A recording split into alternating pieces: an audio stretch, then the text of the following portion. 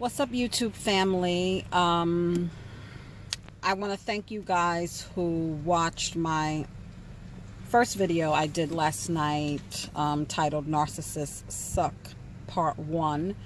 I want to just put out there that it's really not easy. For a long time, for many, many years, I was a YouTube watcher.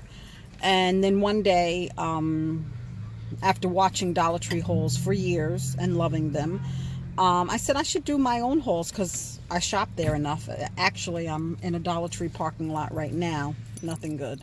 But anyway, I did it. It's really not easy as it looks to do a YouTube video. You open yourself up for a lot of criticism, a lot of positive, and I want to thank you guys, it's just something that I don't think people get. Just because I say something or put something out there doesn't mean the world has to agree with me. But if you disagree, you can do it in a respectful manner, and some people just don't have respect. But however, this is about Narcissist. So I told you guys last night how I met my ex. The relationship lasted for 3.5 years. Again, I didn't know what the hell hit me. I didn't know what I was dealing with. He was a binge drinker, okay? And initially he was able to kind of hide that very well after he moved in with me. I thought it just was a weekend thing. There's a lot of people that function. They go to work Monday through Friday, and then they just cut loose on the weekend. Personally, I don't see nothing wrong with that. But one thing about a narcissist, if you ever heard of the narcissist mask, or the mask fell off, and I've told you that they're great actors and they play roles. The one thing about a narcissist, they can't keep up this role for too long. They can't keep, they can't. And for me, it lasted for 6 months.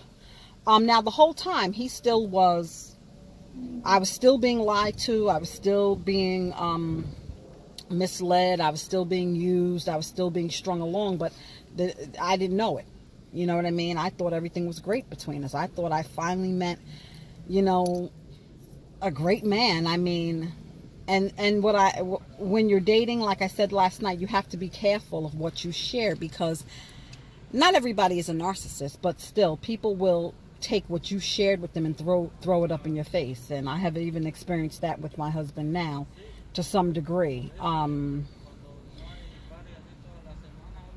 But you just have to be careful. I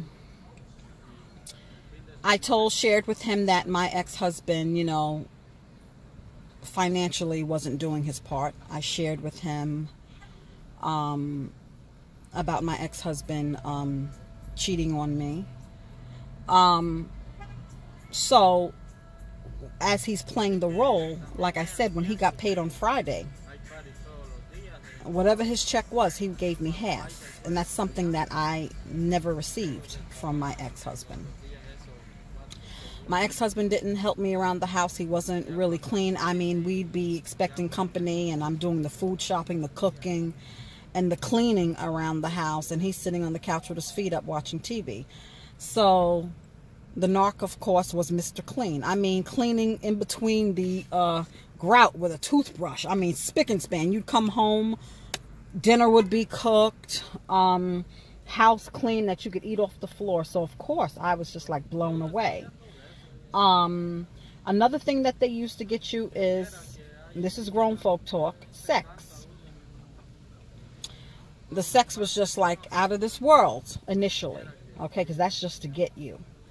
Everything was just perfect. I could not find any fault. So of course, if the man, drank a little bit too much on the weekend or got twisted, I didn't mind that, because my ex-husband did not drink. So I could not go to happy hour with him and have a drink. And I drank, but I'm a weakling. 2 drinks and I'm like dizzy. So, but I couldn't even do that with my ex-husband. So everything was just so perfect with him. And that's the thing.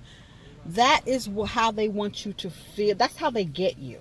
Okay, so the first stage is love bombing. It's really hard for me to put all of this together. I want to go in order, and I want to stick to how they get you initially. Okay, so the beginning is the love bombing. And that's when you think everything was great. So my 6-month mark is when the floor fell beneath me. And I just couldn't understand what the hell happened.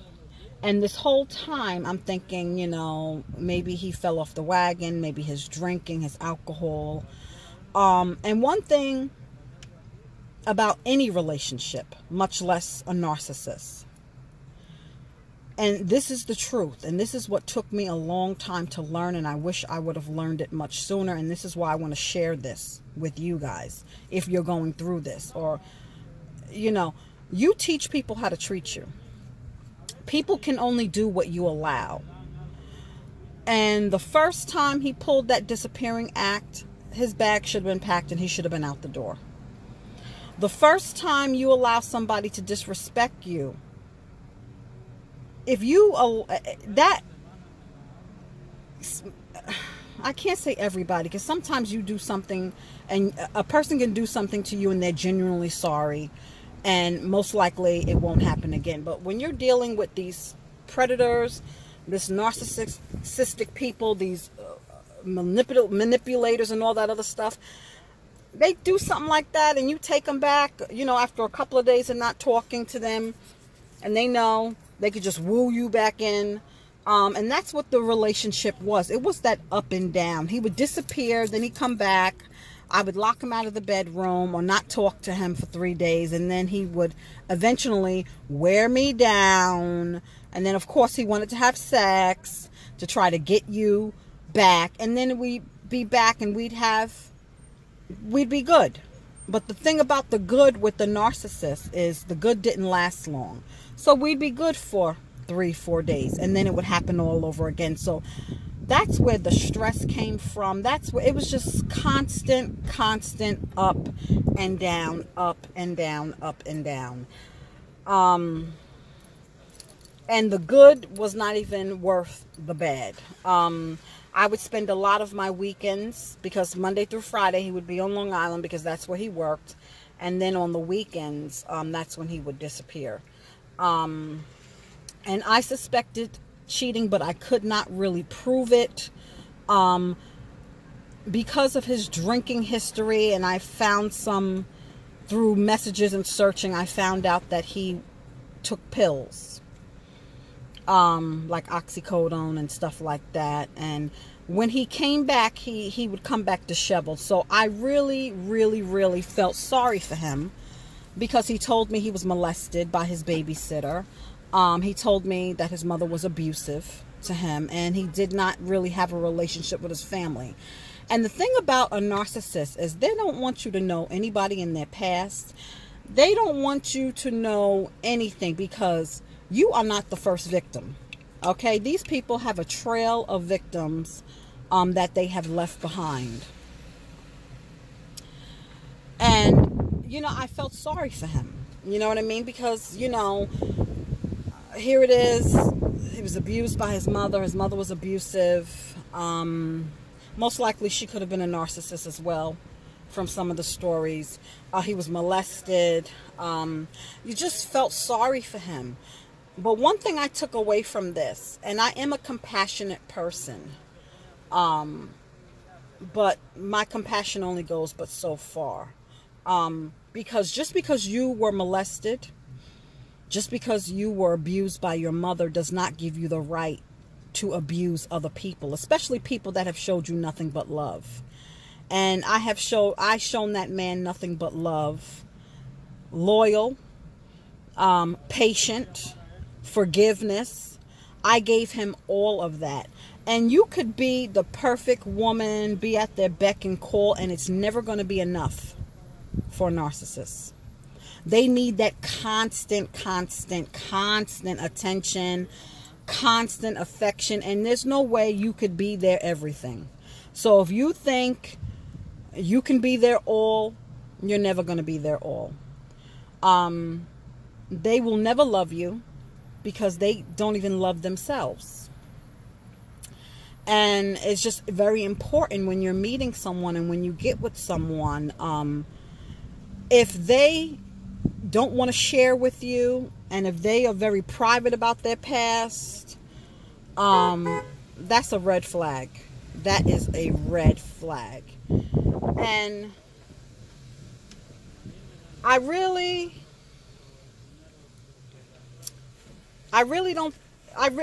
never stood a chance with him. And that was the hurtful thing, moving out of it, to know that somebody could just play games with you like that.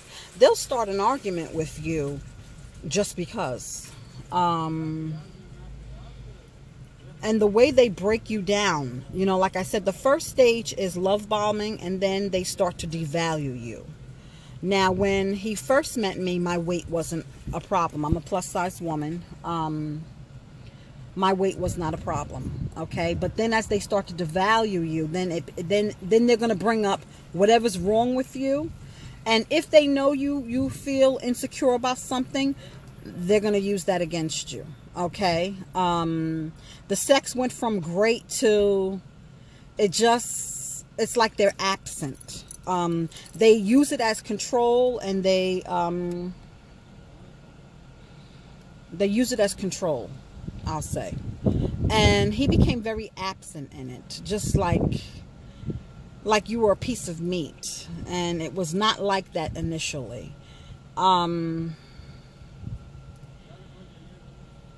It's just an experience. Like I said, now that I'm out of it, I'm glad I went through it, because I feel that if you learn from your experience, you will spot another one coming a mile away. And again, like I've told you, she's an ex-girlfriend now, but she definitely was a narcissist. And you just have to cut anybody who doesn't respect you, you just have to cut them out of your life. You have to cut them out of your life, and don't be afraid to move forward. He tried to make me feel like he was the best thing that happened to me, and I would never find anyone like him again. Well, I hope that's true. I hope that's true. But it's just, you got to be aware. Take your time when you're meeting someone, and if they don't want to answer questions, that's a red flag. I remember before he moved in, because I really didn't know where he lived. I didn't know. All I knew was Brooklyn. And when he went to the city, he didn't give me, I'm going to Queens, I'm going to the Bronx, I'm going here. It was city. How big is New York City? That could be anywhere. But I remember asking him 3 questions. Do you know that man who had no intentions of leaving that night? He jumped up and he wanted to leave. They don't like for you to ask questions. That man left, and I didn't hear from him for 2-3 days. And I had blocked him several times before he moved in because of the disappearing acts. Even then, I didn't realize they were disappearing acts. But, you know, you just wouldn't be able to get in touch with him and stuff like that. So, you know, I would block him, but then he would call back. And, you know, at that time, we were casually dating. I was still probably talking to other people at the time. But that's another red flag. If you ask a question, or if they get offended if you ask a question. Mind you, he interrogated me on date number 1, but then I couldn't ask a question. And I wish I would have, because I would not have. He probably would have ran, because they don't like that. But again, stage 1 is love bombing, and you just have to be careful. And that's just people going over the top. Somebody who's just too good to be true, too perfect. And I will tell you, coming out of that relationship, when I met my husband, trust me, I was on guard. I gave that man hell. I didn't believe a word he said. I gave him hell initially, and I could admit that now. And it's a shame the person who didn't deserve it got it, but I just felt like, hell no, am I going to let another person do that to me? Hell no. So, coming out of that relationship, I just was on guard. Okay? And my husband was very nice to me in the beginning, and I I really did not feel comfortable, I'm going to be honest with you, until after we passed the 6-month mark. Now, could a narcissist go a year with the mask on and be perfect? Maybe they can, but I don't know. Not likely. But for me, it was getting to that 6-month mark because I felt like the floor could drop from under me at any minute. So I was not getting too excited. And, you know, my husband talked early on about marriage, but the narc talked to me about marriage as well. And I wouldn't bring it up. He would bring it up. He would bring it up. And that was all because he knew that's what I wanted. I mean, that's how I was raised. You know, marriage was important to me. I loved the idea of being married, but I just could not stay in that marriage any longer because he continued to do the same thing. And after I gave him almost 2 decades of my life, and I just was fed up with it. So I still, even though my first marriage did not work out, I still believed in love and I still believed in marriage. And the narc knew that. So that would be his little thing that he could hang over my head. So even when my husband talked about marriage, I just thought he was full of shit. I just did. Because I've been there, done that before. And you know, I didn't want to hear it. But, you know, if a person truly cares about you, and if a person truly loves you, their actions are going to line up with their words. The two have to be on the same level. The two have to be, they both have to be there. If you have a man that's whining you and dining you, you don't see any other women around, he's very nice, very romantic and stuff like that, but his words is saying he doesn't want a relationship, he wants to keep it like it is, believe him. Even though his actions may say he cares for you, but if he is honest with you and he tells you that he doesn't want a relationship, believe it. Sometimes we have to accept accountability for our actions. Sometimes we want to believe something so bad, we make it what we want it to be. In my case, the narc was telling me that he loved me, he wanted to get married, but his actions did not meet up with that. Anybody who truly loves you is not going to constantly disrespect you, okay? And then when you call them out on it, put you down, you know, try to make it seem like it's your fault, try to make it seem like you're the one with the problem. Anybody who truly cares about you.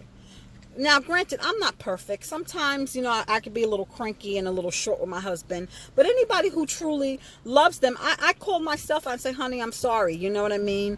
Because I was up all night last night, y'all. I didn't go to bed till 4 o'clock. If you was on YouTube, I was on YouTube with you. And he comes home from work at 7 and wants to wake me up and play. And I was just like, listen, I just went to sleep. I know you just got home from work, but I was up all night too. Get out of my face. And when I woke up late, I had to say, babe, I'm sorry. You know, I didn't sleep that much last night. You know what I mean? So somebody who cares for you, if they, you know, do something wrong or hurt your feelings, they're going to apologize and truly mean it. Okay? But a narcissist, they rarely say sorry. He would never say sorry when he came back from his disappearing episodes, or if he disrespected me or something like that. And if they do, it's a half apology. Like, I'm sorry that happened, but you... That's how it goes. Oh, I didn't mean to do that, but you, they never can be accountable for their actions. They're never going to be accountable for their actions. So it's important. I want to put the word out there because I don't, you know, a lot of people don't know about them. A lot of people may be in this toxic relationship and you don't know why. You don't know what's going on. I just want to let you guys know that it's not you. You're not crazy. You know what I mean? You're not crazy. So, I don't know. And people who have never dealt with a narcissist or don't know, they will not get it and they do not understand. Okay? My girlfriends look at me to this day. I can't even talk about him because if you talk about him, oh, you must miss him. Why do you still watch those videos? Why? Because, like I told you guys, narcissists come in all different forms. It doesn't have to be a romantic relationship. It could be a boss. It could be a sibling. It could be a friend. And I want to stay educated. All right? And people who've never experienced it, they probably think you're crazy. Like, oh, yeah, whatever. This girl's bugging. He was a narcissist. Oh, okay. You know, because they've never experienced it before. And if you never experienced it, I hope you don't never experience it. But if you do, you can relate to what I'm telling you. And there is hope, and you can get out of it. You can. And the first stage is love bombing. The second stage is they start to devalue you, break you down. And the third is discard. Now, I'm telling you right now, I got rid of my narc, okay? I had to go to the courts, and I had him evicted. And I paid for a one-way plane ticket for him to leave. And people say, well, you're crazy. Why did you pay for that plane ticket? Because I wanted him out of my house, and the plane ticket was $70. Once you evict somebody in New York, I can only speak for Long Island, you get the judgment from the court. You then, if that person still doesn't leave, you have to go to the sheriff and pay to get them put out of your house. And I was looking at fees of $1,500 and plus. So you damn right I paid for a $70 one-way plane ticket to Georgia. Without question. I would have paid more than that. I wanted him out. But he was scared when he knew I was serious when he seen that court papers. Because throughout the whole relationship, I used to tell him all the time. I have emails to this day that I told him, this is your 30 days notice. I want you out.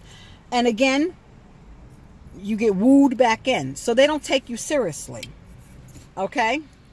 They don't take you seriously. And that could be a non-narc person. You start telling everybody that the same person that it's over, it's over, it's over, and they just sweet talk you and you back, they're going to think you just talk. So when he seen those court papers, he knew I was serious. And I had moved out of my master bedroom into the guest room. And I was questioned then. You know, why did you leave your bedroom? That's your place. I didn't want to be near him. You have to separate yourself from them. Because how many times did I get back in that bed and I get wooed back again? So I had to separate myself from him.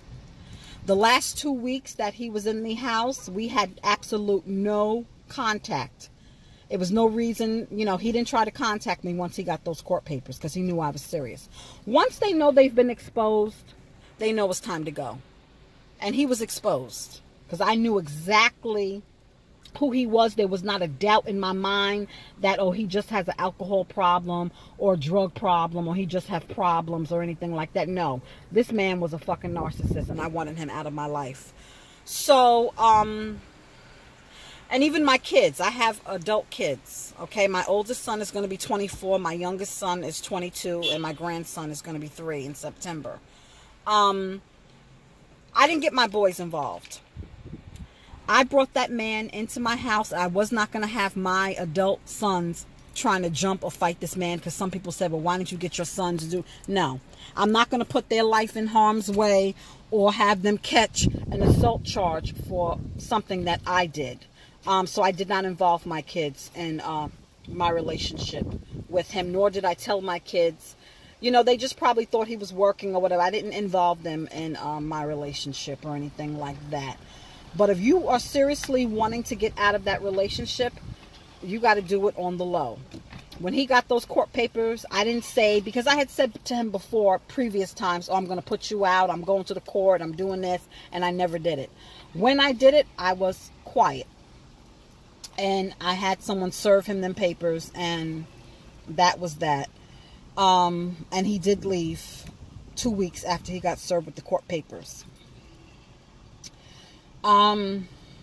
There is hope, and you can get out of it. I mean, thankfully, we didn't have any children. And I'll talk in another video about how they're not great parents, because he had 2 kids that he did absolutely nothing for. And one thing I'm going to tell you, ladies, if a man does not take care of his kids, he will not take care of you. And that's something that always bothered me in our relationship. And I would talk to my girlfriends about it. And some of them even told me, well, what do you care for? That ain't got nothing to do with you. And you don't know the circumstances. Maybe she won't let him see the kids. Maybe it's no damn excuse, okay? There's no damn excuse, especially in New York State. In 2012, they changed the fathers have more rights. They changed the laws. And I know this for a fact because I had to go with my son to court because his son's mother was playing games. Whenever she got mad with him, she wouldn't let him see the baby and all this other stuff. So the fathers have rights, and they gave my son joint custody. Okay? They gave him joint equal custody. We had to nip that in the bud. So even if they were on bad terms, if he really wanted to be a father, he could have got father rights. So that always bothered me. Because kids didn't ask to be here. So if you could be living your life, whining and dining me, and you don't take care of your kids, that's something. That's one thing that attracted me to my husband.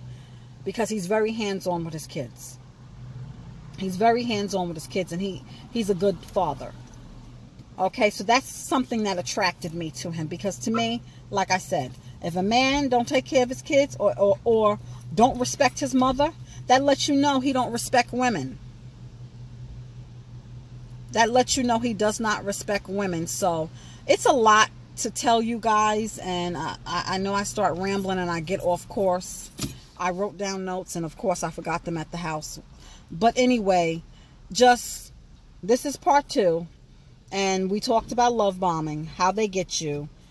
And we already know it's the love bombing, it's the devaluation, and then they start to devalue you, and then it's the discard. But how I got off course is, I really feel if I did not put my narc out, he would still be there. I consider myself his main supply. You know, they have supply. They have more than one. Don't think you're the only one. It might be hard for you to accept. Even if you don't see or hear anything, they always have secondary supply. If not secondary and third and fourth and fifth. Because they need that constant attention. But they will hold on. They can hold on and maintain a long-term relationship. Because that depends on the person, the main supply. I couldn't take no more. I was getting physically ill. I felt my heart palpitating. The stress level was out of control. I had to get out of it. But if I could have held on and dealt with it, he would still be there. He has contacted me several times since he left. And they always stay in contact with the ex because they want to keep you on the back burner. If I would have entertained him, I bet you, because I found messages where he was still promising other exes that one, he's told he was going to move back to Georgia and they were going to have a baby. First of all, you have 2 kids you don't take care of. But anyway, telling her anything, they will string you along. When I put him out one time, he started talking to, he was married at a very young age. Allegedly, it was annulled, according to him. I don't know the truth. Of course, he made her out to be crazy and whatever like that. He picked up contact and communication with her. So, you know, they won't go nowhere. But you will be getting abused the whole time. So, yes, you can maintain a long-term relationship with a narcissist. But you will be abused that whole time, okay? So, I hope to share more with you guys. I hope that I could help somebody. It is possible to get out of it. And, of course, they're going to make you feel like you'll never be nothing without them. They're the best thing that happened to you. They have this inflated sense of self. Like they're the best thing since sliced bread. And I'm telling you, your life will get so much better. And, of course, somebody like me that was married for 19 years and single just was not my thing. I just was too dangerous to myself being single, and I'll get into that in another video. Being single and by yourself is better than staying with your narcissist because you're all alone anyway. Laying down next to you at night in bed, you still feel alone. Seeing them every day, you still feel alone because they can't give you what you need. They can't. That's why they need so many sources of supply. So you will never get what you need from a narcissist. You will never get it. You will never get it. So what are you holding on to? The stress, the pain, the verbal abuse, the disrespect. That's what you're holding on to. And it sounds easier said than done. I know I can speak about it because I'm no longer there, but I had to get this in my head, and I would talk to myself at the red lights. Whenever I felt weak, whenever I felt like I missed him, whenever I felt like I had to talk to myself at the red light. Because, again, you couldn't really talk to anybody else because people don't understand. They think that, what the hell is she talking about? No, I mean, if people don't understand, people don't understand. I mean, my whole relationship, I had close girlfriends that I shared about his disappearing acts and about his disrespect. And not one of them, maybe one, told me you deserve better. Or I wouldn't put up with that. The others just listened, and I get where they're coming from because we talk and joke about it now. They saying because, you know, you just don't tell anybody to leave their mate. You know, they have to make that decision on their own. I get it, but I don't get it. Maybe I'm more voiceful. Maybe I'm a more voiceful friend. Because if I care about somebody and I love somebody, I would not want to see them made a fool of. I would not want to see them stressed out. I would not want to see them disrespected. I would not want to see them used, and I would not want to see them abused. So maybe I'm a different type of person. Maybe I speak out too much. You know what I mean? I just could not look the other way, and I don't blame them. I mean, it was my decision to stay in that relationship for as long as I did, but I just had to talk to myself, and I would talk to myself at the red lights and say, what else is there? What else is there? You can't stay in this.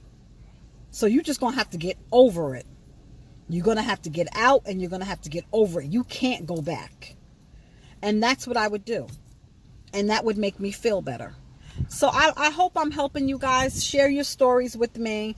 It's not easy for me to do these videos because, you know, you're opening yourself up and you're exposing yourself. But somebody did that, and that's what helped me.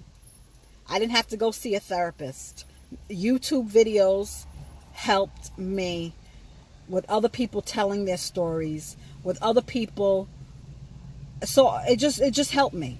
And if I could do that for somebody else, that would make me so happy. You know what I mean? I wish somebody would have told me a lot of things in my younger years. And you know what? Maybe I wouldn't have listened, because sometimes when you're young, I go through this with my boys. I try to tell them because I see where they're headed. You know what I mean? I see it's hard to watch somebody go down a wrong path. But maybe I would not have listened. I don't know. But the fact is, when I was ready to listen, when I was looking for help, when I was looking for answers, there are people on YouTube. That's why I love YouTube. I love, love, love, love, love YouTube. There were people that, it's a platform that people shared their stories, and that's what helped me. So I hope that I could return that to somebody and help them get away and get out of that crazy relationship. Okay? All right. I hope to share more with you guys. Thanks for watching.